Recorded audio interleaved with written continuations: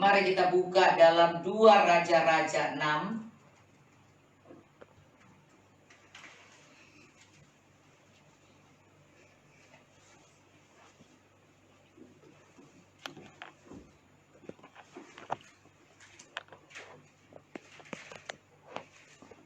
Iya, 2 Raja-Raja 6. 2 Raja-Raja 6 dari ayat 8. 2 Raja-Raja 6. Nah, kita perhatikan di sini. Anda baca bersama saya. Iya. 1, 2, 3. Raja negeri Aram sedang berperang melawan Israel. Ia berunding dengan pegawai-pegawainya, lalu katanya ke tempat ini dan itu haruslah kamu turun menghadap. Tetapi abdi Allah menyuruh orang kepada Raja Israel mengatakan, awas, jangan lewat dari tempat itu, sebab orang Aram sudah turun menghadap ke sana. Sebab itu Raja Israel menyuruh orang-orang ke tempat yang disebut abdi Allah kepadanya. Demikianlah Elisa memperingatkan kepadanya supaya berawas-awas di sana. Bukan sekali 2 kali saja. Bukan sekali 2 kali saja. Elisa menyatakan bahwa Tuhan memakai dia sebagai nabi. Saudara, lalu mengamuklah hati Raja Aram tentang hal itu. Maka dipanggilnya pegawai-pegawainya. Katanya kepada mereka, tidakkah dapat kamu memberitahukan kepadaku siapa dari kita memihak kepada Raja Israel? Tetapi berkatalah salah seorang pegawainya, tidak tuanku Raja, melainkan Elisa, nabi yang di Israel. Dialah yang memberitahukan kepada Raja Israel tentang perkataan yang diucapkan oleh tuanku di kamar tidurmu. Saudara perhatikan, seorang nabi tidak hanya 2-3 kali, 1-2 kali dia menyatakan dan terjadi. Karena seorang nabi harus adalah orang yang benar-benar hidup selalu dengan Tuhan, sehingga apa yang mau terjadi dia pun tahu, saudara. Yang mau terjadi dia tahu. Jadi kita harus tahu bahwa dulu, sekarang, selamanya kuasa Tuhan tidak berubah. Nah, coba Anda perhatikan lagi perkataan yang dikatakan di sini, ayat 12. Tapi berkata salah seorang pegawainya, tidak tuanku Raja, melainkan Elisa, nabi yang di Israel. Dialah yang memberitahukan kepada Raja Israel tentang perkataan yang diucapkan oleh tuanku di kamar tidur. Dia bicara di kamar tidur. Dia renungkan di pikirannya, di ranjangnya di kamar tidur. Tapi setiap pikiran kita, hati kita, niat kita, rencana kita, Tuhan tahu, saudara. Tuhan juga bisa sampaikan kepada nabi-nabinya. Kalau rencana itu sesuatu yang membuat keonaran atau sesuatu yang merugikan pemilikan Tuhan, karena Israel adalah miliknya Tuhan. Kalau ada orang yang ingin berbuat jahat pada Anda jangan khawatir, karena Tuhan bisa bicara padamu atau pada orang-orang tertentu untuk mengingatkan. Coba kita lihat lagi ya. Berkatalah raja, pergilah melihat di mana dia, supaya aku menyuruh orang menangkap dia. Lalu diberitahukan kepadanya dia ada di Dotan. Maka dikirimnyalah ke sana kuda serta kereta dan tentara yang besar. Sampailah mereka pada waktu malam, lalu mengepung kota itu. Ketika pelayan abdi Allah bangun pagi-pagi dan pergi keluar, maka tampaklah suatu tentara dengan kuda dan kereta ada di sekeliling kota ini. Lalu berkatalah bujang itu kepadanya, ingat, satu orang saja harus dikepung dengan kereta begitu banyak. Kota itu dikepung gara-gara satu orang. Supaya mereka bisa menangkap Nabi Elisa. Ya, di sini dikatakan celaka tuanku, berkatalah bujangnya itu kepadanya, celaka tuanku, apakah yang akan kita perbuat? Ayat 16, jawabnya, jangan takut, sebab lebih banyak yang menyertai kita daripada yang menyertai mereka. Saudara, perkataan hamba Tuhan ini adalah perkataan iman. Anda yang percaya kepada Tuhan luar biasa, Anda harus berkatakan seperti ini, jangan takut, yang menyertai kita lebih banyak daripada mereka musuh-musuh kita. Anda harus percaya bahwa kalau Tuhan menyertai Elisa, Tuhan juga menyertai kita. Maka di sini dikatakan, lalu berdoalah Elisa. Ingat baik-baik, saya setiap malam bicara tentang doa pada Anda, supaya Anda tahu bahwa uang, kedudukan, jabatan, kepintaran, kecerdasan, sekolah yang hebat, disayang semua orang, punya keluarga yang hebat atau apa yang manis, yang keren, wah, semua dengan simpanan uang yang banyak, harta yang sangat banyak, tidak bisa menolong kita. Di masa-masa itulah kita akan tahu bahwa doa itu paling penting. Anda bisa hafal dari Kejadian sampai Wahyu, Anda bisa hafal tentang Taurat dan apa semua, karena ahli Taurat itu juga yang menghukum Tuhan Yesus. Karena mereka tidak terbuka. Mereka tidak punya pewahyuan. Mereka tidak mengalami kuasa nubuatan. Mereka tidak punya roh iman yang besar. Mereka cuma pintar baca. Mereka pintar belajar. Tapi mereka tidak memiliki kekuatan yang luar biasa. Yaitu mereka tidak terbuka. Mata rohani. Kalau kau terbuka, pewahyuan itu turun atasmu. Iman itu akan turun. Kau akan memiliki karunia-karunia yang dimana kau tahu kalau di situ ada musuh, kau tidak usah jalan situ. Ya, saudara, karena Tuhan akan menuntun kita. Tuhan akan mendengarkan suaranya. Saudara, seperti yang di kitab Yesaya, maka kita akan lihat di sini bahwa dikatakan ya, apa yang dilakukan Elisa untuk menenangkan roh ketakutan dari bujangnya. Saudara, kalau Elisa cuma bilang jangan takut, yang menyertai kita lebih banyak, dia bilang ya lu ngomong aja, banyak bicara aja, bicara besar aja. Saudara, kalau orang itu tidak mengalami, dia tidak pernah tahu. Saudara, kemarin saya vertigo, memang saya vertigo kemarin. Itu kalau saya turun tangga saya nyandar ke tembok.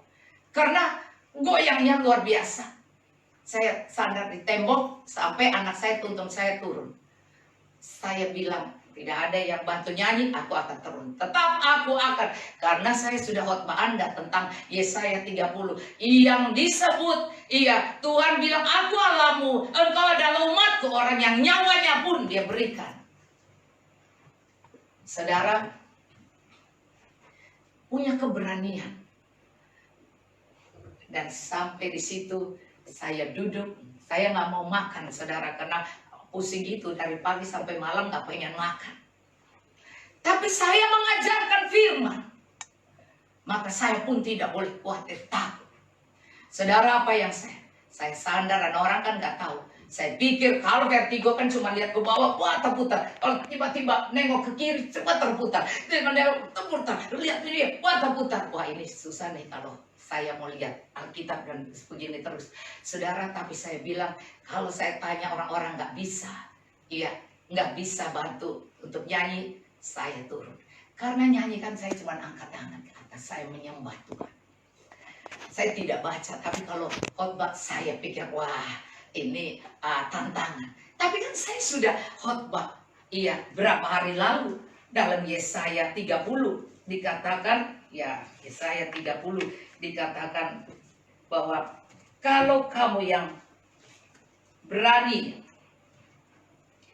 ya setiap kita yang berani mengucapkan, berani memberikan nyawa kita menjadi umatnya, dan dia menjadi Allah kita, dan kita adalah orang-orang yang disayang oleh Tuhan. Maka saudara, saya pikir saya harus mengikuti apa yang Tuhan taruh pada saya. Sementara saya menyembah, tiba-tiba suara kecil itu di hati bilang, jangan takut. Saya langsung, jadi Tuhan saya mesti, iya, walaupun sedikit kamu ngomong, jadi jangan takut. Nah saudara, maka saya ingin bilang pada Anda, dalam hal ini kita hanya punya sesuatu yang harus melawan roh ketakutan, yaitu doa. Doa saudara. Maka di sini dikatakan, bagi orang yang pernah mengalami vertigo, saya tidak tahu Anda rasa takut nggak waktu pusingnya terputar-putar kepala, rasa di bawah kaki di atas. Iya, saya berharap jangan ada yang rasa itu vertigo. Nah, coba Anda lihat ya. Di sini dikatakan, lalu berdoalah Elisa. Saya mengutip ayat ini sebab roh ketakutan itu melalui mata, melalui pendengaran, melalui tubuh itu ada, saudara. Roh ketakutan. Dia lihat, aduh bagaimana? Ya, Anda melihat di berita televisi, Anda melihat di mana-mana, Anda mendengar di mana-mana, Anda lihat di WhatsApp, Anda lihat di semua. Anda ada khawatir, Anda takut. Saudara, sebab itu saya ingin bilang pada Anda, roh ketakutan, ancaman, kematian, ancaman musuh apapun, jawabannya buka mata rohani. Doakan. Maka saudara, di sini dikatakan, lalu berdoalah Elisa. Ya Tuhan, bukalah kiranya matanya supaya ia melihat. Maka Tuhan membuka matanya bujang itu. Saudara, ada orang yang Tuhan pakai untuk mendoakan. Orang takut, dia bisa berdoa sendiri. Tapi kalau dia berdoa sendiri, dia masih takut. Bagaimana dia berdoa? Maka membutuhkan orang-orang yang mendoakan. Banyak orang yang bisa hebat, tetapi ketakutan masih banyak di hati. Takut miskin, takut dipermalukan, takut ketahuan nggak benernya. Dalam ketakutan itu ada banyak dosa, saudara. Karena Tuhan tidak beri kita roh ketakutan. Ia dikatakan, Dia tidak memberikan kita roh ketakutan, tapi roh ketertiban, roh kekuatan, roh keberanian untuk menyatakan kemuliaan Tuhan. Saya percaya saudara, kalau firman Tuhan ditulis, saya baca Anda ya. Mari kita baca di dalam 1 Timotius.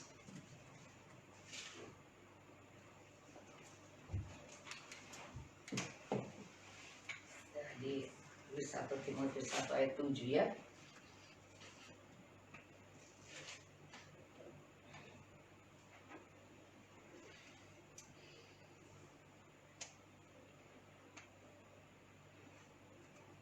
Bukan 1 Timotius, 2 Timotius.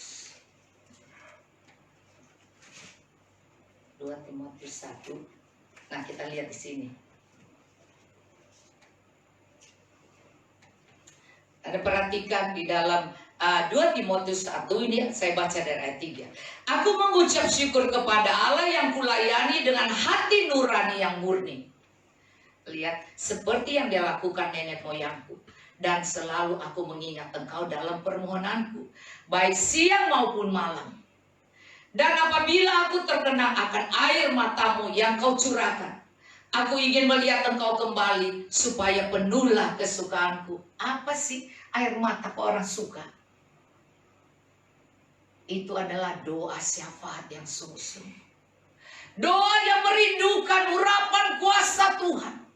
Doa senantiasa mendoakan keluarganya, mendoakan hamba-hamba Tuhan, mendoakan jemaat, mendoakan temannya, mendoakan keluarganya, saudara, orang tuanya, anaknya, semua saudara. Maka di sini dikatakan saudara, hanya karena melihat anak ini, melihat keluarga ini suka berdoa, maka dikatakan sini,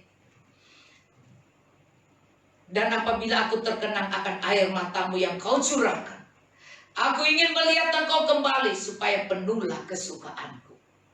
Sebab aku teringat akan imanmu yang tulus ikhlas. Satu doa yang bersungguh-sungguh. Iman yang tulus ikhlas. Perhatikan di sini. Yang terus mereka mengingat engkau dalam permohonanku. Siang malam terus mengadakan doa syafaat. Siang malam terus mengucapkan. Saya terus mengucapkan nama-nama orang-orang tertentu. Nama-nama jemaat, nama-nama. Sampai rasanya kalau tidak diucapkan nama pendeta, jemaat, pengerja. Kalau tidak diucapkan di mulut, rasanya ada yang kurang. Nah, anak dan cucu, teman, rasanya ada yang kurang. Saudara, maka di sini dikatakan,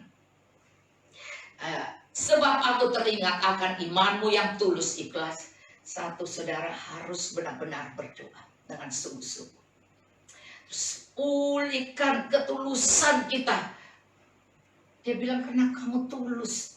Berdoanya tulus, Bapakku teringat akan imanmu yang tulus. Dia berdoa dengan iman yang tulus. Terus dia lihat, yaitu iman yang pertama-tama hidup di dalam nenekmu, yang dulu itu ada pada nenekmu, Louis, dan di dalam ibumu Elnike. Saudara, saya senang dan berdoa, dan kalau berdoa bisa nangis kayak begitu, saudara, karena saya punya orang tua suka berdoa, saya punya opa suka berdoa. Saya punya mama yang terus berdoa, saudara, dan kami selalu berkumpul berdoa. Sehingga rasanya kalau kami lagi kumpul keluarga, sepupu dan ini, dikatakan anak basudara. Kalau orang Manado bilang anak basudara. Waktu dulu kami belum kawin pun selalu berkumpul dan doa bersama sebelum tidur, doa bersama, saudara. Wow, sampai dipenuhi Roh Kudus. Saudara, sampai saya ingat cici saya yang sudah dipanggil pulang ke surga. Dia begitu berdoa, setiap kita berdoa, tiba-tiba satu waktu dia berdoa dan dia dapat ketawa seperti yang ditorong. Dia dapat ketawa dan dia karena dia ketawa begitu. Jadi kami dari Pentakosta, walaupun kami dipenuhi Roh Kudus, gemetar atau apa, tapi nggak ada ketawa begini. Tiba-tiba saudara, dia ketawa, kami lompat duduk, saudara. Berhenti, lompat duduk. Dia nggak bisa berhenti, dapat ketawa. Berapa tahun kemudian ada yang dibilang Toronto Blessing. Baru kami, kemudian kami pergi dan kami mengalami. Dan Tuhan itu nyata. Saudara, kita perlu urapan Roh Kudus itu. Urapan Roh Kudus ada berupa tertawa dalam roh, ada berupa menangis itu karena doa syafaat, saudara. Tapi ada yang berupa dapat kelegaan, kelepasan luar biasa, saudara. Dan lihat Tuhan sedang bekerja. Nah, saudara, di sini dikatakan, karena itu kuperingatkan engkau untuk mengobarkan karunia. Jadi ini dari keturunan yang suka berdoa. Opa saya walaupun dia punya duit, tapi dia selalu suka berdoa. Dan mama saya akhirnya juga kuat berdoa. Tantangan membuat kita kuat berdoa. Dan saya waktu masa kesusahan, kesesakan suami saya, bangkrut, dan saya berdoa. Dan akhirnya saya berjumpa dengan Roh Kudus. Saya ingin mengingatkan Anda tentang kuasa doa ini.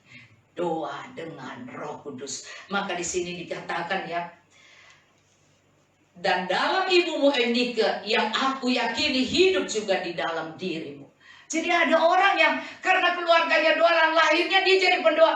Saya juga karena mama saya suka berdoa. Dan saya lihat opa saya, mama saya, dan kemudian kami berdoa. Dan kemudian Tuhan memakai saya. Akhirnya saya menjadi hamba Tuhan. Dan tanpa sadar kami buat rally doa nasional.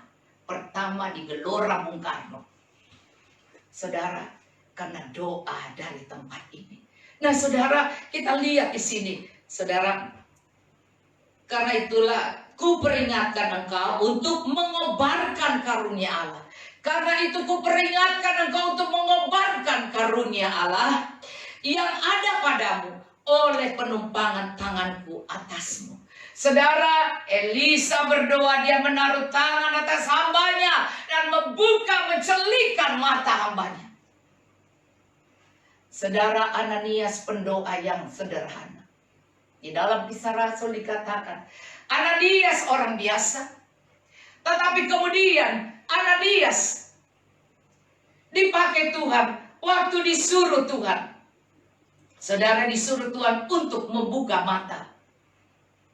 Membuka mata Paulus. Saudara, saya percaya, saudara,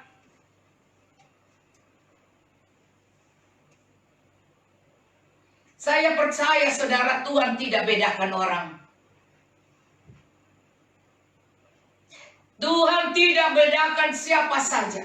Dan Ananias ini di dalam Kisah Rasul dikatakan, bukan Ananias yang ini, saudara, ya.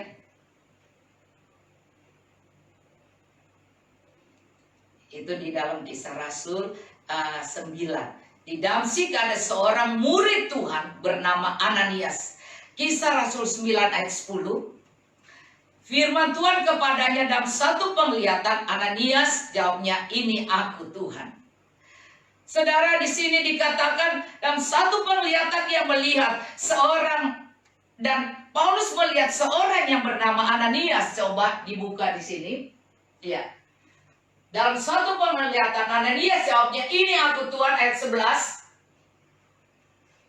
Firman Tuhan, mari pergilah ke jalan yang bernama jalan lurus. Carilah di rumah Yudas seorang yang dari Tarsus yang bernama Saulus. Ia sekarang berdoa. Lihat, untuk membuka mata. Tuhan pakai Ananias untuk membuka mata Paulus yang kena. Iya, karena dia melihat cahaya Tuhan dan buta matanya. Ingat, cahaya kemuliaan wajah Tuhan ada satu untuk membuat iman kita naik dan menjaga, menerangi, mengelilingi kita. Tapi ada juga wajah Tuhan mendatangkan murka. Nah, ini wajah Tuhan. Waktu dilihat sama Saulus yang kemudian jadi Paulus, murka Tuhan saat itu, cahaya itu membuat dia buta. Dan kemudian, tapi itu adalah jalan untuk keselamatan dia. Anda lihat Tarsus bernama Saulus, ia sedang berdoa. Terus Tuhan pakai Ananias. Jadi Tuhan bisa pakai orang untuk membuka mata. Ayat 12. Ya, kita lihat ayat 12. Dan dalam suatu penglihatan, ia melihat bahwa seorang bernama Ananias masuk ke dalam dan menumpangkan tangannya ke atasnya supaya dapat melihat lagi. Terus ayat 13. Jawab Ananias, Tuhan, dari banyak orang yang telah kudengar tentang orang itu, betapa banyaknya kejahatan yang dilakukannya terhadap orang-orang kudusmu di Yerusalem. Terus, dan ia datang kemari dengan kuasa penuh dari imam-imam kepala untuk menangkap semua orang yang memanggil namamu. Terus, saudara, tetapi firman Tuhan kepadanya, pergilah, sebab orang ini adalah alat pilihan bagiku untuk memberitakan namaku kepada bangsa-bangsa lain serta raja-raja dan orang-orang Israel. Coba 16. Aku sendiri akan menunjukkan kepadanya betapa banyak penderitaan yang harus ia tanggung oleh karena namaku. Dipakai Tuhan, bukan untuk nyaman dan kaya, saudara.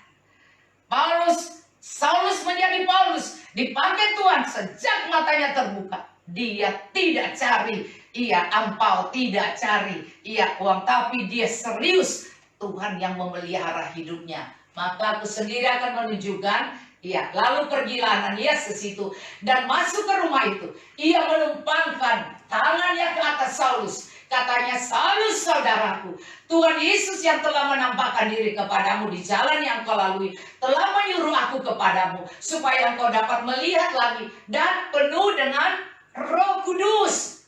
Terus, dan seketika itu juga seolah-olah selaput gugur dari matanya sehingga ia dapat melihat lagi. Ia bangun lalu dibaptis. Terus, Dan setelah ia makan, pulihlah kekuatannya. Saulus tinggal berapa hari bersama dengan murid-muridnya di Damsyik. Ya, kita teruskan. Nah, saudara, jadi Anda perhatikan di sini bahwa Tuhan memakai orang lain juga. Tuhan memakai pendoa yang sederhana. Ananias, pendoa cuma rumahan. Tidak perlu pendoa hebat. Tapi kita harus setia. Setia dan taat pada pemimpin. Setia dan taat. Kita setia berdoa, kita terus berdoa. Sehingga kita dikenal oleh Tuhan. Dan Tuhan tidak cari ahli Taurat yang hebat. Atau salah satu dari murid Yesus untuk menumpangkan tangan ke atas Paulus. Yang akan dipakai luar biasa. Yang akan menulis kitab di perjanjian baru. Saudara, Tuhan tidak pakai Petrus. Tuhan tidak pakai Matius, Markus, Lukas, Yohanes.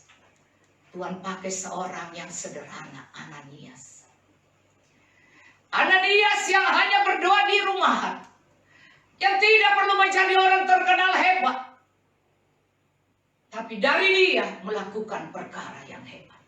Saudara, jadikan diri kita seorang yang seperti Ananias.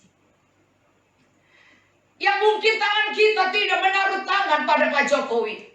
Mungkin kita tidak menaruh tangan pada menteri atau jenderal atau siapa saja atau pemimpin-pemimpin gereja kita. Tapi hanya berdoa dari jauh.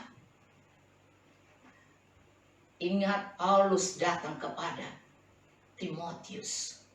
Hanya karena melihat iman yang tulus murni keluarga ini. Waktu dia datang ke situ, dia tahu bahwa neneknya Louis dan mamanya Winike, mereka adalah orang yang berdoa dengan sungguh-sungguh. Mereka adalah orang yang tulus hati. Mereka adalah keluarga yang suka mencari Tuhan dengan hati yang sungguh. Saudara, Tuhan katakan kepada Paulus untuk diucapkan kepada Timotius. Dia katakan, ayat 6. Karena itu kuperingatkan engkau untuk mengobarkan karunia Allah yang ada padamu oleh penumpangan tanganku atasmu. Saudara, berapa orang yang kami sudah tumpangkan tangan? Kalau mereka tidak punya iman, mereka tidak akan bangkit. Berapa kali saya menumpangkan tangan atas orang. Tapi kalau mereka tidak mau percaya dan menerima dengan iman, juga percuma. Tapi kalau kau sungguh-sungguh, kau akan lihat. Setelah itu kau akan lihat bahwa ada iman yang bertumbuh. Ada iman yang bertumbuh. Saya mempercayai Tuhan luar biasa. Saya mempercayai Tuhan. Saya bilang, Tuhan, aku tidak takut mati. Aku duduk di sini dalam keadaan goyang sekali kemarin. Tapi Tuhan bicara pada saya. Jangan takut, nak. Jangan takut.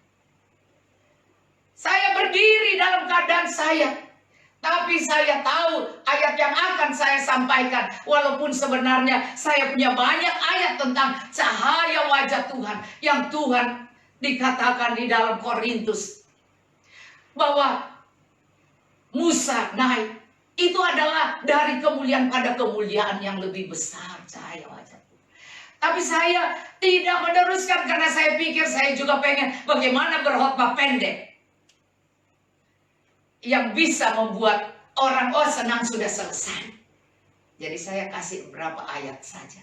Nah, karena ayat itu penting. Tuhan, Bapa, Engkau menyinari kami dengan wajah dan memberikan damai sejahtera. Kasih karunia. Nah, saudara, saya kembali di sini. Jadi jangan Anda, dikatakan, jangan anggap enteng nubuatan. Jangan anggap enteng. Satu waktu kalau Anda percaya sungguh-sungguh, Tuhan akan melakukan bagiannya. Saudara, maka di sini dikatakan sebab Allah ayat 7 di dalam 2 Timotius 1 ayat 7, sebab Allah memberikan kepada kita bukan roh ketakutan. Ada pada siapa? Ada pada Anda. Sebab setiap orang adalah pemimpin bagi dirinya.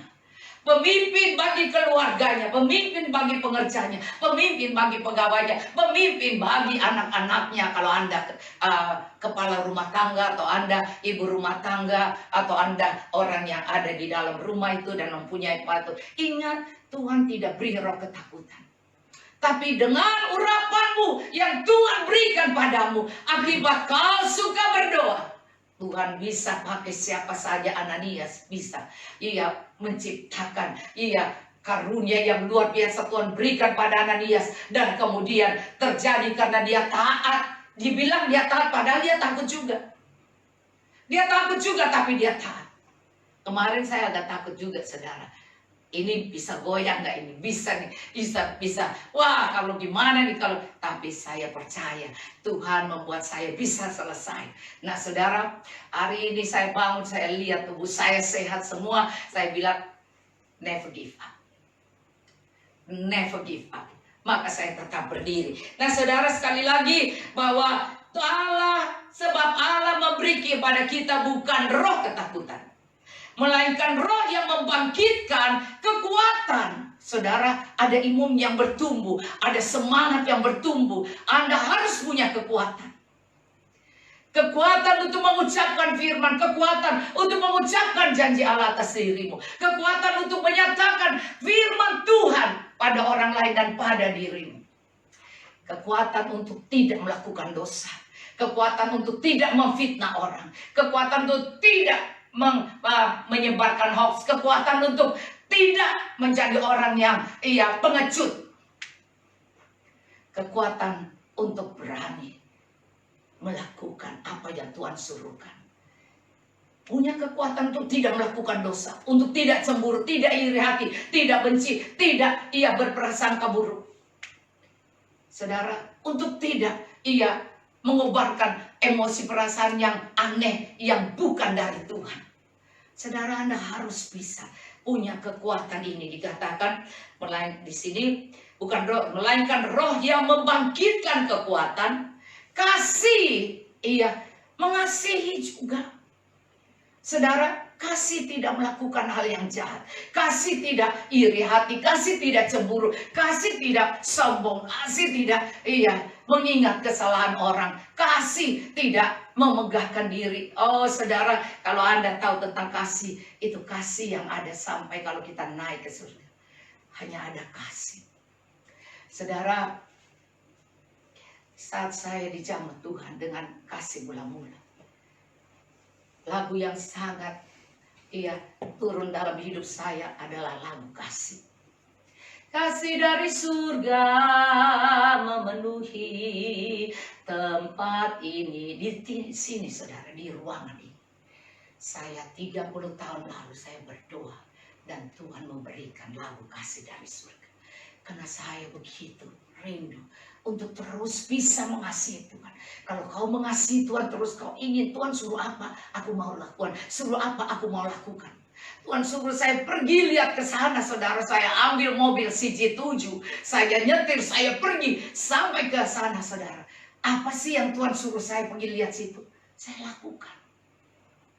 Tuhan suruh saya nerobos rumah tetangga saya untuk ceritakan Yesus sebagai Tuhan dan Juru Selamat. Saya nerobos, saudara, saya permisi. Dan saya doakan mereka. Oh, saudara, kasih itu adalah ingin melakukan perintah-perintah Tuhan. Dan tidak, berkata, Tuhan, aku tidak mau. Ingat, kasih itulah yang membuat Ananias berani. Yang dikatakan, dia kan bunuh-bunuh orang. Oh, Saulus itu kan suka bunuh orang. Kalau saya ke sana, matilah saya. Tapi karena dia mengasihi Tuhan, dia tahu Tuhan adalah kasih. Allah adalah kasih. Di dalam 1 Yohanes katakan, Allah adalah kasih. Maka dia tahu kasih tidak membunuh.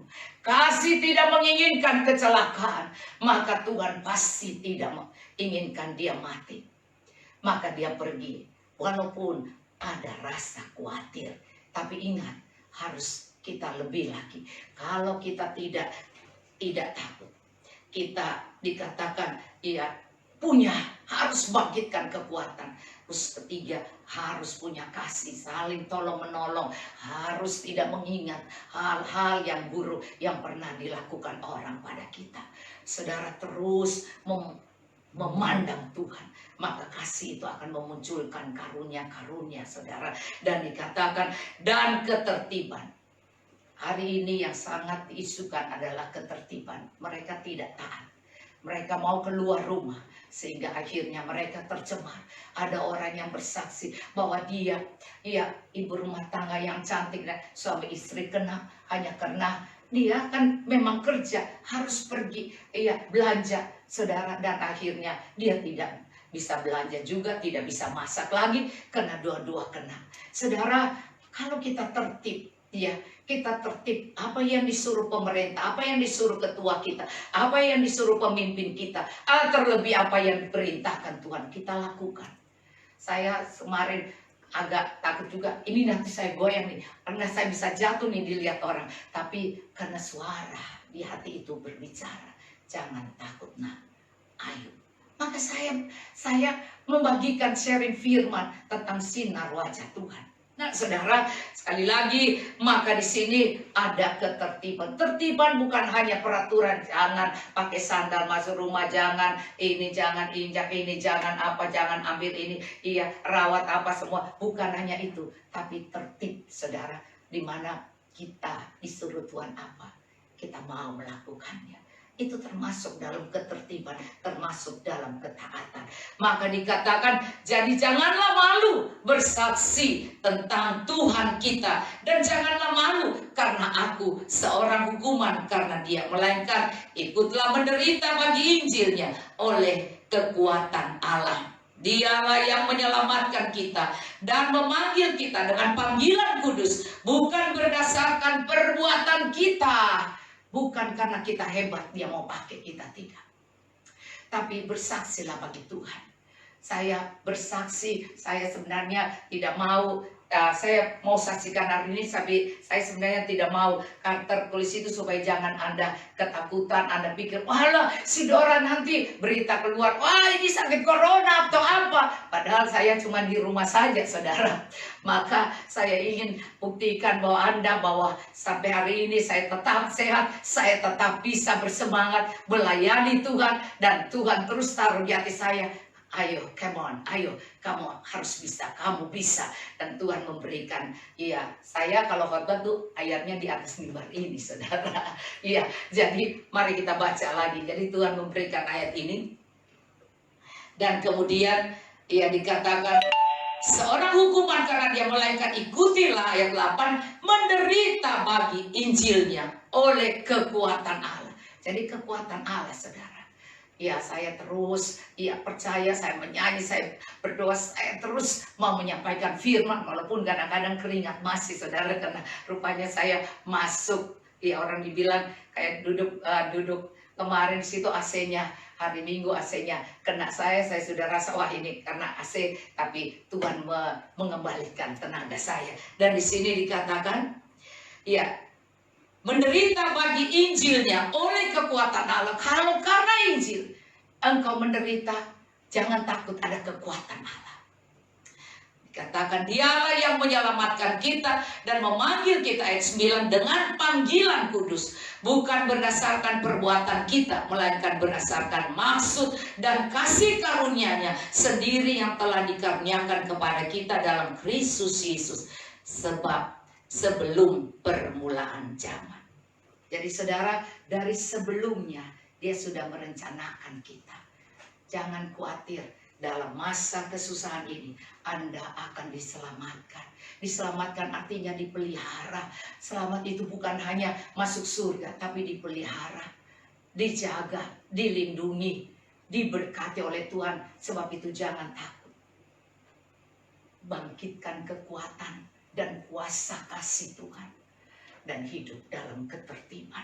Maka sebab itu saya kembali lagi mengakhiri. Anda perhatikan di sini 2 Raja-Raja, 2 Raja-Raja 6. Maka Anda lihat di sini ayat 16. Janganlah takut, sebab lebih banyak yang menyertai kita daripada yang menyertai mereka. Setiap roh ketakutan datang, jangan takut. Terus kalau masih takut orang itu, doakan. Di sini dikatakan ya. Lalu berdoa Elisa, ya Tuhan bukalah kiranya matanya.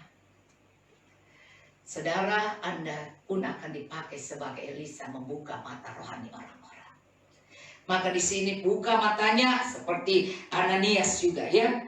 Matanya supaya ia melihat, maka Tuhan membuka mata bujang itu. Sehingga ia melihat, tampaklah gunung itu penuh dengan kuda dan kereta berapi sekeliling Elisa.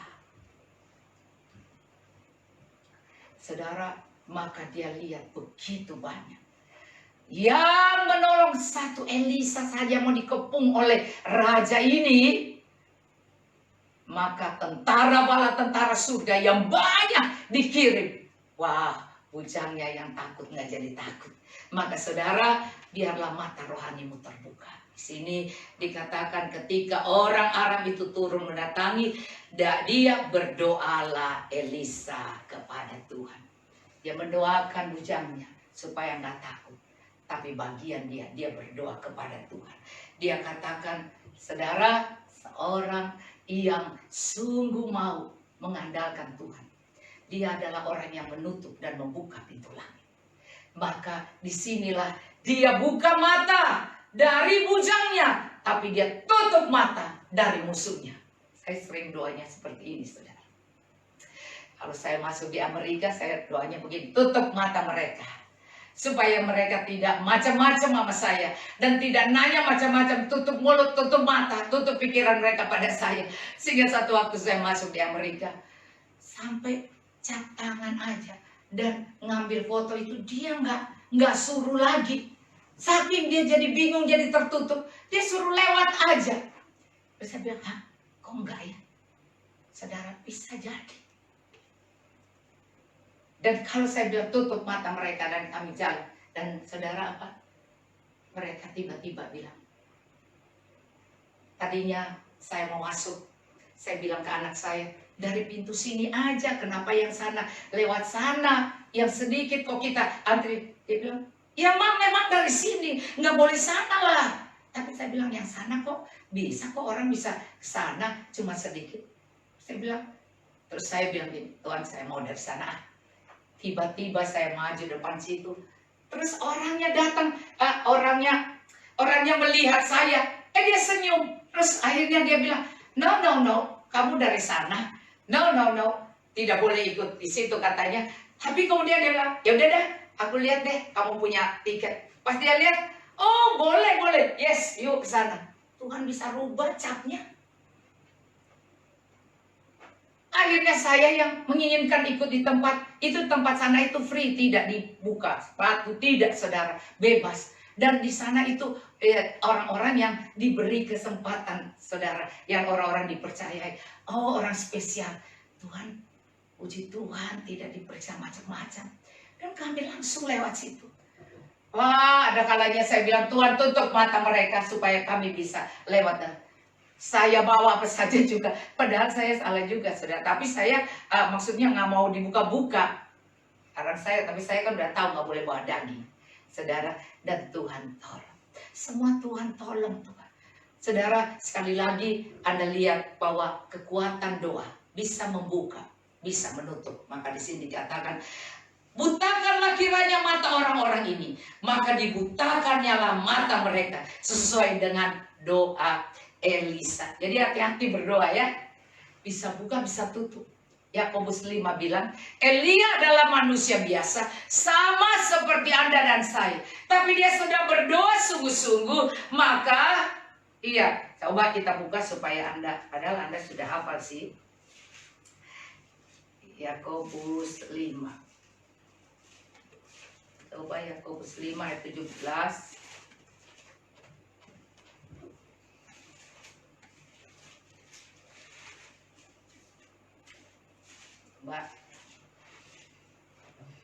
Elia adalah manusia biasa, sama seperti kita. Dia telah bersungguh-sungguh berdoa supaya hujan jangan turun, dan hujan pun tidak turun di bumi selama 3 tahun 6 bulan. Lihat. Lalu ia berdoa pula, dan langit menurunkan hujan, dan bumi pun mengeluarkan buahnya. Saudara, Ini, iya, saudara, jika ada di antara kamu menyimpan dari kebenaran yang ada seorang pun membuat, dan ada seorang pun yang membuat dia berbalik, ketahuilah bahwa barang siapa membuat orang berdosa berbalik dari jalan yang sesat, dia akan menyelamatkan jiwa orang itu dari maut dan menutupi banyak dosa. Artinya saudara, bahwa keadaan ini, yang epidemi ini dan masalah-masalah ini, Anda harus berdoa menutup dan membuka pintu langit. Menutup dan membuka. Membuka pengurapan, mencurahkan, Tuhan curahkan hujan berkat, curahkan hujan pengertian, pewahyuan, supaya kami bisa. Dan kalau terpaksa Anda, Tuhan tutuplah, ya, hal-hal yang penting-penting, karena Anda harus percaya ada otoritas dalam berdoa, ada kuasa dalam berdoa. Maka ada perbedaan saudara. Tapi apakah kau punya iman? Kalau kau tidak punya iman, maka kau akan ngomong tentang negatif, nggak mampu, buruk, apa semuanya yang salah. Nah saudara, beritakan positif iman. Jangan khawatir, jangan lemah. Terus berdoa. Sebelum Anda melakukan apa-apa, Yakobus 4 bilang, Anda harus berdoa. Sebelum Anda merancangkan apa, berdoa dulu, tanya pada Tuhan. Maka kalau Tuhan bilang oke. Kalau Tuhan bilang jangan saudara.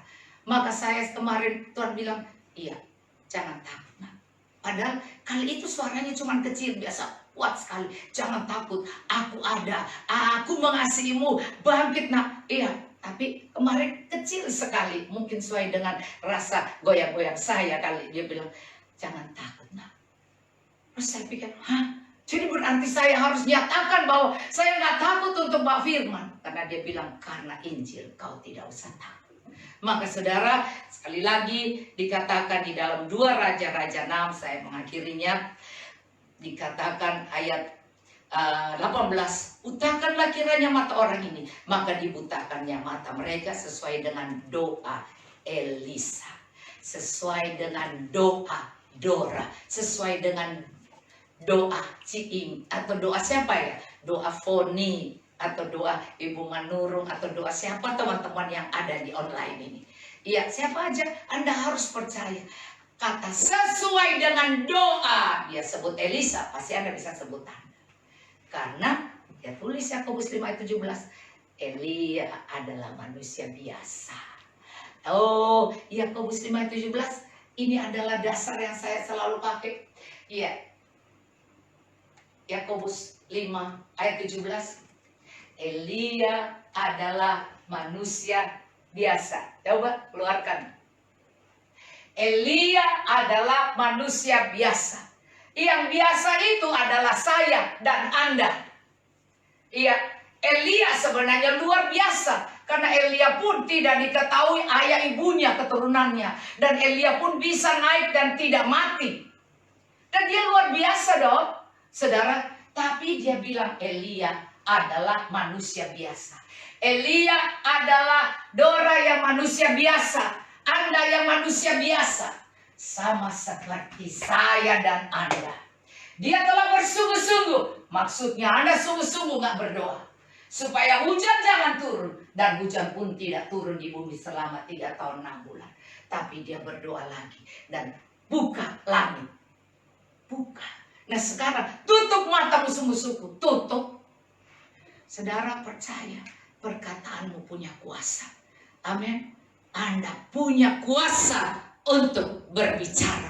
Anda punya kuasa untuk membuka dan menutup pintu langit. Anda punya kuasa untuk melakukan, mengucapkan hal-hal, tapi semua untuk hal yang positif.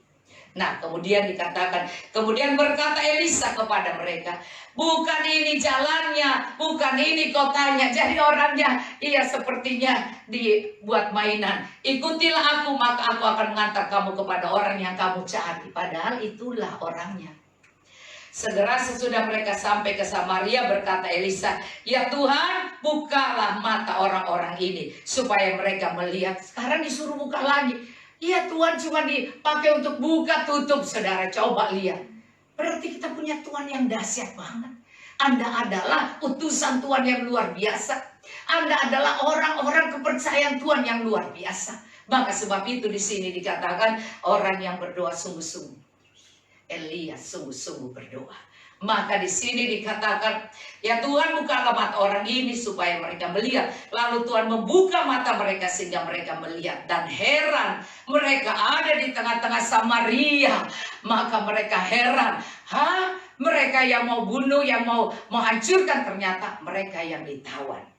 Lalu bertanyalah Raja Israel kepada Elisa, tak kalah melihat mereka, kubunuhkah mereka Bapak? Tetapi jawabnya, no, jangan, biasakan. Emang biasakah? Biasakah kau bunuh orang yang kau tawan? Apa kamu selalu membunuh orang yang kau tawan? No, itu bukan dari Tuhan. Saudara, bukan dari Tuhan. Sebab itu buka tutup urapan yang Tuhan berikan pada kita untuk menolong, untuk memberi jalan keluar, untuk memberkati, bukan untuk mengutuk, bukan untuk membalas dendam. Saudara, dikatakan Paulus bilang pada Timotius, ayo, jangan takut. Kobarkan karunia yang sudah diberikan dari penumpangan tangan. Nah, saudara, maka di sini dikatakan, iya, tapi jawabnya, jangan biasakah, ayat 22, kau bunuh yang kau tawan dengan pedangmu dan dengan panahmu, tetapi hidangkanlah makanan dan minuman di depan mereka, supaya mereka makan dan minum. Lalu pulang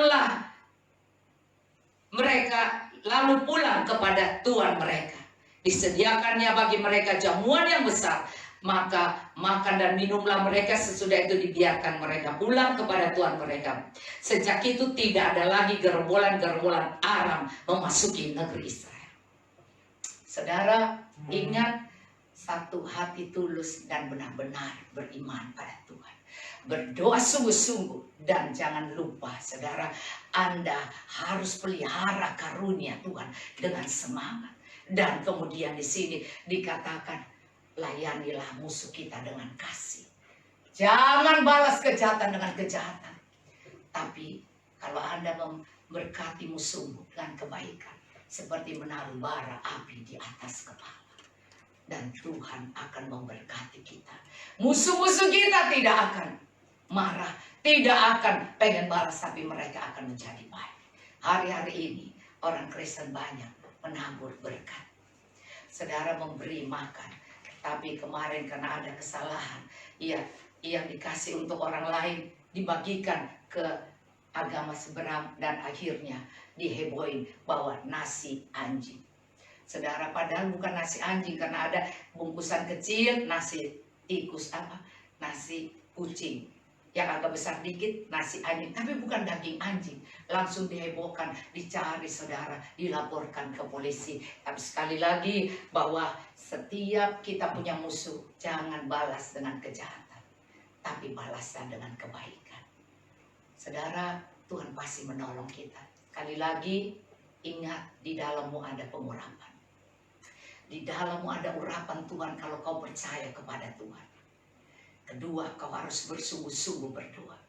Ketiga, di dalam doamu kau percaya akan janji Tuhan. Maka yang keempat, pakai karunia itu untuk membuka, menutup, untuk berbuat baik, untuk jalan keluar dari persoalan, bukan untuk penonjolan. Yang terakhir, lakukan segalanya dengan baik dan mengakibatkan dampak yang baik. Melakukan yang baik bagi musuh kita, karena itu buah dari orang yang diurapi. Shalom.